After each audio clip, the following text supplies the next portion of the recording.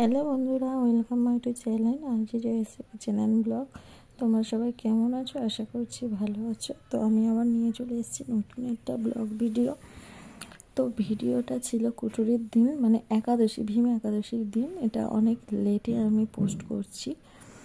তো দেখো, আমি রান্নার জোগাড় টোগাড় করে নিয়েছি। আজকে রান্নার দায়িত্ব আমার পড়েছে, আর আমার জেঠিমাও কুটুরি করেছে, আমার মাও কুটুরি করেছে। জেঠিমাদের রান্নার জোগাড় করছে দিদি ছোটদি, আর পিসিমণি দাঁড়িয়ে আছে। আর পিসিমণির মেয়ে সেই দোল্লাই বসে বলে করছে, এটা দিদির মেয়ে। তো সবাই মিলে আনাজ কাটা হচ্ছে।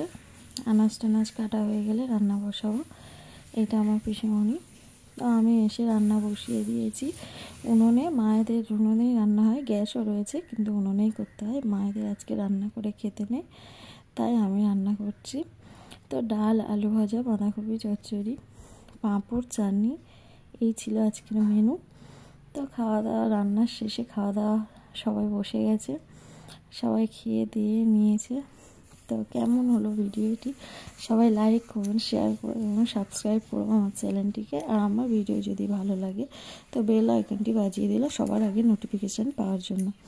রাধে রাধে, সবাই ভালো থেকো, সুস্থ থেকো, আর এইভাবে পাশে থেকো যাতে এগিয়ে যেতে পারি।